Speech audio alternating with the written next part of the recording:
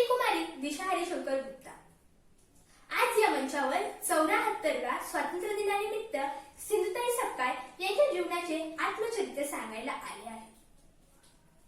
ओळख तिची अनाथांची माय, ओळख तिची अनाथांची माय, प्रेमाला पोरक्या असलेल्या निराधारांची ती माय। हिमती समोर तिच्या हरला तो काळ, चिंधीची बनली सिंधू आणि सिंधूची झाली माय। अशी होती ती सिंधुताई सपकाळ। चला तर मग त्यांचे जीवनचरित्र पाहूया। माझा जन्म 14 नोव्हेंबर 1947 रोजी महाराष्ट्रातील वर्धा जिल्ह्यातील पिंपरी मेढे या गावामध्ये झाला। मुलगी नको असतानाही मुलगी झाली म्हणून माझे नाव चिंदी ठेवण्यात आले।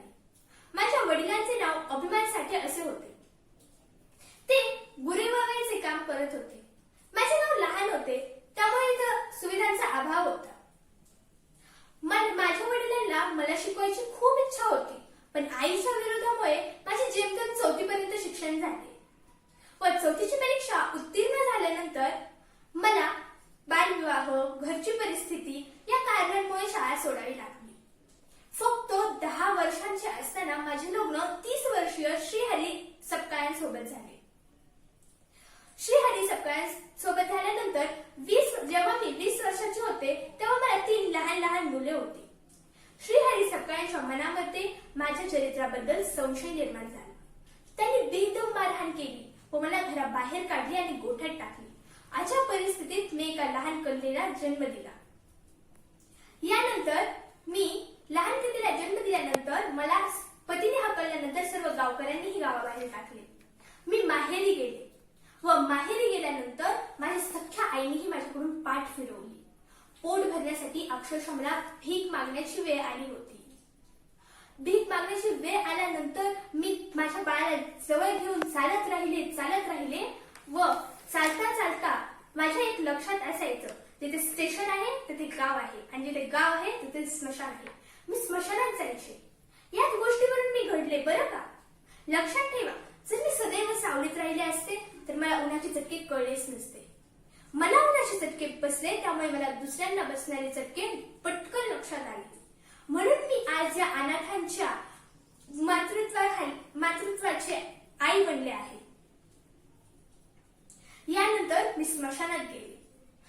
त्यानंतर मला लक्षात आले स्मशान जिंदाबाद, कारण माणसं मेली तेव्हा स्मशानात जातात व रात्रीच्या भूताच्या भीतीने स्मशानात कोण येतच नाही। आपलेच बाप कमाल। मी किती रात्र स्मशानात काढला, पण एक दिवशी असा चमत्कार झाला। दररोज भिक्षाही भेटत नव्हती। एक दिवस मिळाली नाही, दुसऱ्या दिवशी मिळाली नाही, तिसऱ्या दिवशी मिळाली नाही। पोट भुकेने तुटत चालले होते। बाळ अक्षरशः मरणाच्या दारात पोहोचले होते। अशा परिस्थितीत काय करावं हे मला सुचतच नव्हतं। मी चालत राहिले, पायाने दगडे उडवत राहिले।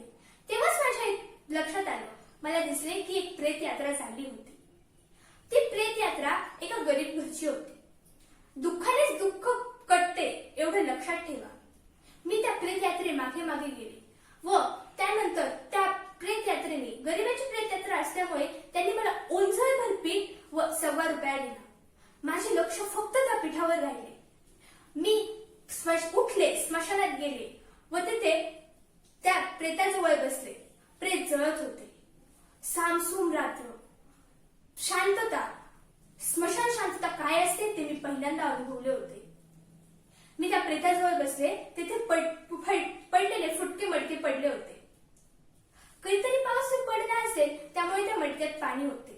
मी त्या पाण्याने माझे ते तेवढेसे पीठ मळले व एवढीशी भाकरी बनवून ठेवली, कारण भूक आवरत नव्हती ना, म्हणून तेवढीशी भाकरी मी त्या प्रेताच्या निखाऱ्याने थोडीशी शेकली, भाजली आणि तिथेच बसून ती भाकरी तोडून खाल्ली। आज लोक पंचपक्वान्नही खायला देतात, पण त्या भाकरीचा चव मी आजपर्यंत विसरू शकले नाही। माणूस वाईट नसतो हो, माणसाची भूक वाईट असते, एवढं नेहमी लक्षात ठेवा। एकदा मी स्टेशनवर असेच पडले होते तेव्हा मला एक मुलगा दिसला। त्याच्या जवळपास कोणीच दिसत नव्हते। त्या मुलाला मी माझ्या सोबत आणले। तेव्हापासूनच मला असह्य मुलांना मदत करण्याची प्रेरणा मिळाली. मी अनाथ मुलांच्या जीवनाला दिशा दाखवण्यासाठी पुण्याजवळील पुरंदर जिल्ह्यामध्ये कुंभारवळण या ठिकाणी ममता आश्रम हे बांधले व त्यानंतर माझा असा हा कठीण प्रवास घडला. खरंच सिंधुताईंचा खूपच कठीण प्रवास घडला. त्यानंतर त्यांना 700हूनही जास्त पुरस्कार मिळाले व 700 नंतर 700 पेक्षाही जास्त पुरस्कार मिळाले. खरंच या समाजामध्ये सर्वच असे असले तर अनाथ मुलांवर कोणीच अत्याचार व अन्याय करणार नाही. धन्यवाद. जय हिंद, जय भारत.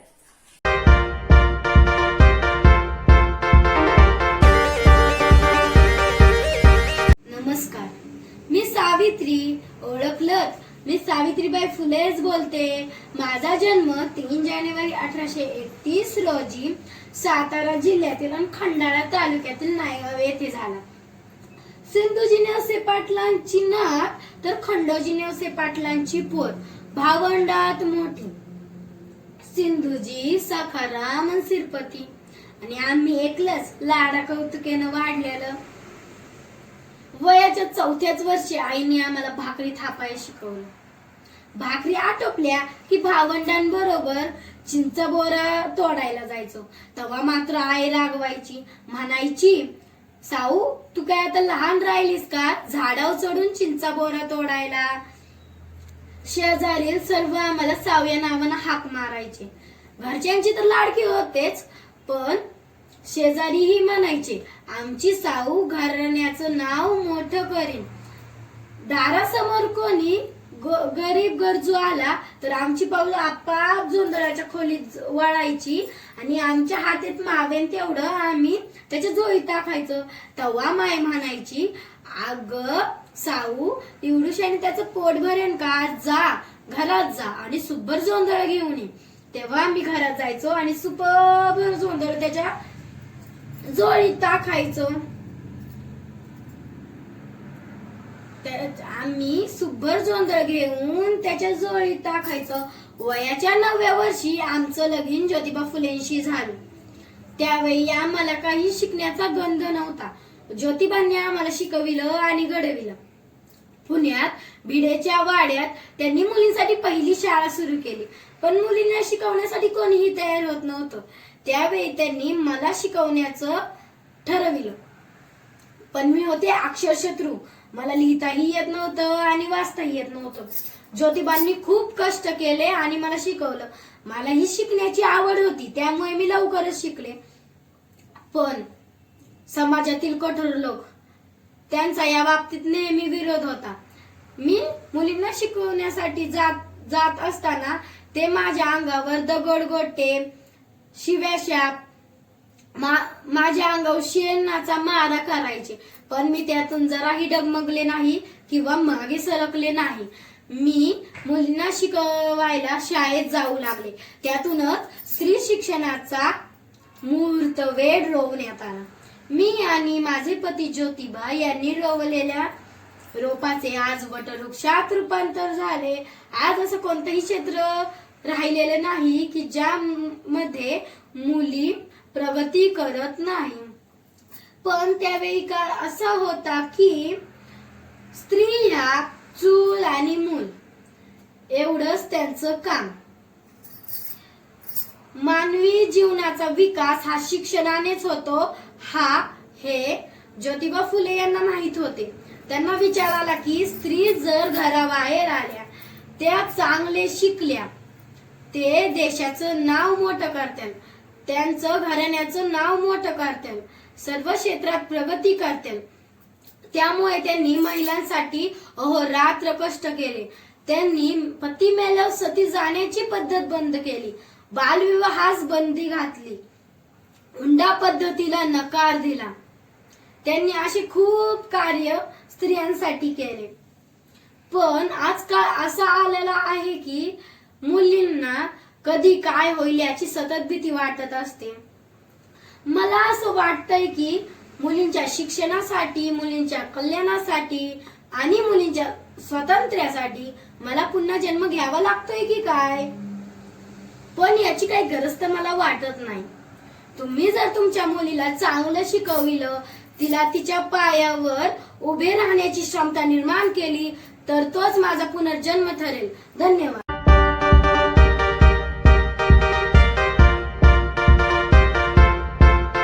संतानों में वह तलवार पुरानी थी, चमक उठी संतानों में वह तलवार पुरानी थी. बूंदों ने हर बोलों के मुंह में हमने सुनी कहानी थी, हमने सुनी कहानी थी. खूब लड़ी मर्दानी वो तो झांसी वाली रानी थी, खूब लड़ी मर्दानी वो तो झांसी वाली रानी थी, वो तो झांसी वाली रानी थी.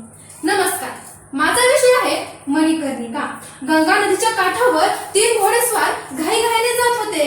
तर त्यातील 2 घोड्यांवर 2 मुलं स्वार होती, तर तिसऱ्या घोड्यावर एक बालिका स्वार होती. ती बालिका म्हणजेच मणिकर्णिका.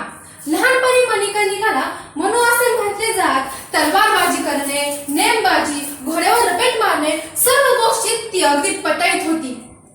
तर त्या काळी एके दिवशी दसरा आला होता आणि तेथील राजे दसऱ्या दिवशी हत्तीवर बसून फिरायला जात. मनूची अशीच इच्छा झाली. त्यावेळेस मनू तिच्या बाबांना म्हणाली. त्यावेळेस तिचे बाबा म्हणाले, अगं मनू, आपण काही राजे नाही हत्तीवर बसायला. आपल्या भाग्यात जर नसतं त्याची इच्छा आपण करूच नाही. त्यावर मनू म्हणाले, बाबा, माझ्या भाग्यात असे एक काय अनेक हत्ती आहेत. आणि हीच मनू पुढे झाशी या राजाची राणी झाली. तिला लक्ष्मीबाई असे म्हणण्यात येत होते. त्यानंतर विवाहानंतर काही काळानंतर लक्ष्मीबाई यांच्या पतीचे निधन झाले. त्यावेळेस त्या खूप दुःखी झाल्या होत्या, परंतु त्या मुळीच खचल्या नाहीत. आपल्या प्रजेसाठी, आपल्या रयतेसाठी, आपल्या राज्यासाठी त्या पुन्हा धीराने उभ्या राहिल्या. आणि पूजा अर्चा न्याय निवाडा तसेच घोड्याची उत्तम पारख पण चांगलीच होती. एकीकडे भारतीयांचे स्वातंत्र्य नष्ट करण्याचे प्रयत्न चालू होते, तर दुसरीकडे भारताला गुलामगिरीतून मुक्त करण्यासाठी प्रयत्न चालू होते. पण कपटी इंग्रजांना ते सहनच होत नव्हते. एक राज्य बळकावायचे असे इंग्रजांचे ध्येय होते. परंतु इंग्रजांना संधी मिळाली आणि लॉर्ड डलहौसीने दस्तखत काढला. हिंदुस्थानातील विपुत्र राजांचे राज्य खालसा करा. म्हणजे ज्या राजाला पुत्रच नाही अशा राजाचे राज्य काय कामाचे. आणि इंग्रजांनी धुंक मारला. झाशी खालसा करण्याचे ठरवले. संस्थाने खालसा करा या वाक्यानेच राणीचा पारा वर चढत गेला होता. आकाशातून वीज चमकावी तसे राणीच्या मुखातून शब्द बाहेर पडले, मैं मेरी झाशी नहीं दूंगी, नहीं दूंगी, नहीं दूंगी. राणी भडकल्या होत्या. झाशी सोडा म्हणतात, झाशी सोडणार नाही. ही मर्द मराठ्यांची औलाद आहे. ज्या कोणाच्यात हिंमत असेल त्यांनी मराठ्यांचे दरबार येऊन त्याचे पाणी चाखून पहावे असे राणी मोठ्या आवाजात म्हटल्यावर एडिसन घाबरला व तेथून पळून गेला.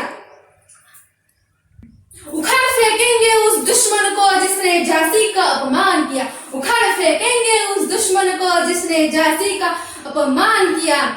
मर्दानी की परिभाषा में आजादी का पैमाना दिया, मर्दानी की परिभाषा में आजादी का पण अशा भल्या तरी इंग्रजांसमोर झाशीसारखे छोटे राज्य कसे काय टिकणार. परंतु ती स्त्री शूर होती. तिने माघार घेतली नाही. ती लढत राहिली. संकटे एका पाठोपाठ येत होती, तरीही आपल्या दोन्ही हातांमध्ये तलवार घेऊन इंग्रजांवर वार करत करत ती इंग्रजांवर तुटून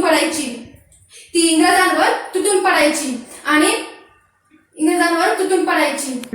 हातात घोड्याचा लगाम होता. शरीराने ती स्त्री होती, परंतु तिथे तेज मात्र सिंहासारखेच होते.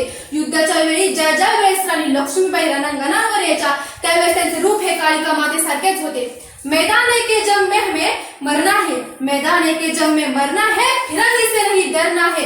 कहती थी राणी लक्ष्मीबाई, ये वादा पूरा करना है, ये वादा पूरा करना है. आणि अशाच वेळी लढता लढता काळाने घात केला. राणी लक्ष्मीबाईची शेवटची इच्छा होती की मरणानंतर त्यांच्या शरीराला त्या पापी इंग्रजांचा स्पर्श सुद्धा नको आहे. अशा होत्या झाशीची राणी लक्ष्मीबाई. भाग भाग रे भाग फिरंगी तू झांसी की रानी आई है, भाग भाग रे भाग फिरंगी तू झांसी की रानी आई है. भारत तिलक पर हाथ खड़क कर कुर्गा है काली माई है, कुर्गा है काली माई है.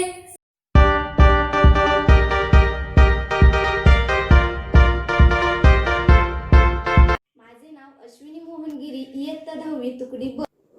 चमक उठी सन 57 में वह तलवार पुरानी थी, बूंदेलों के हर मुंह में हमने सुनी कहानी थी, हमने सुनी कहानी थी। खूब लड़ी में मर्दानी, वे तो झांसी वाली राणी थी।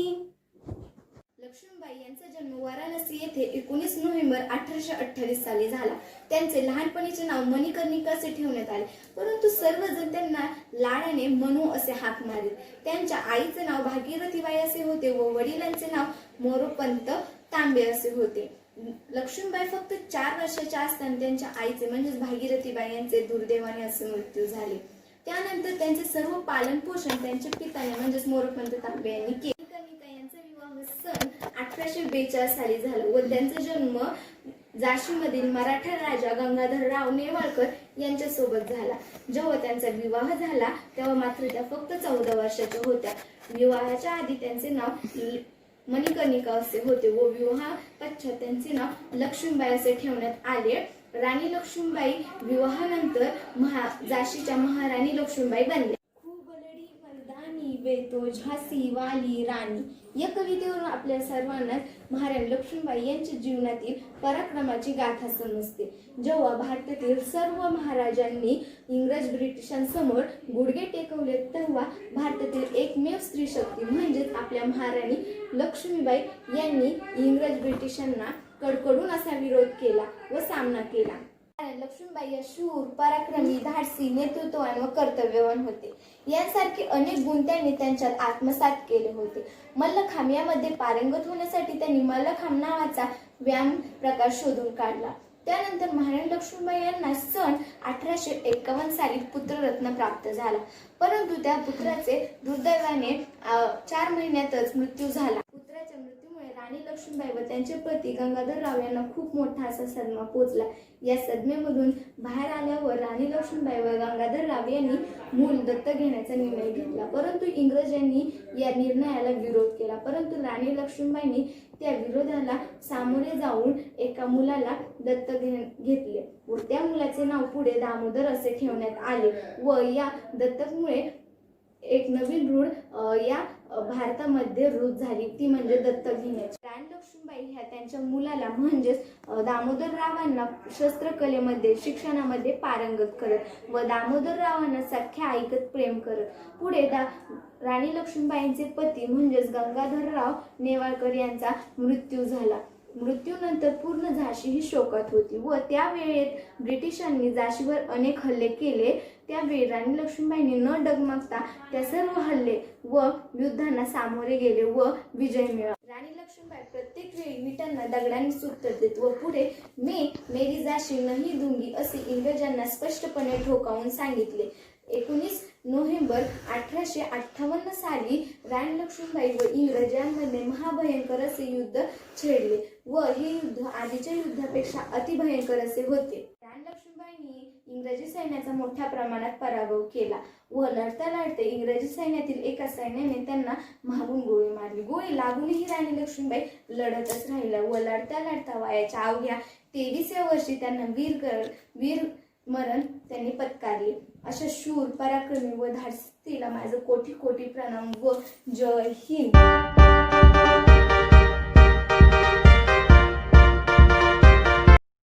जमाने में मिलते आशिक कहीं, जमाने में मिलते आशिक कहीं, मगर वतन से खूबसूरत कोई सनम नहीं होता, मगर वतन से खूबसूरत कोई सनम नहीं होता. और पैसों में लिपटकर सोने में सिमटकर मरते कहीं, पैसों में लिपटकर सोने में सिमटकर मरते कहीं, लेकिन तिरंगे से बेहतर कोई कफन नहीं होता. अध्यक्ष महोदय पूज्य गुरुजन वर्ग आणि येथे जमलेले माझे मित्र मैत्रिणी, हा स्वातंत्र्याच्या निमित्ताने मी तुम्हाला डॉक्टर बाबासाहेब आंबेडकरांच्या जीवनातील काही प्रसंग सांगणार आहे.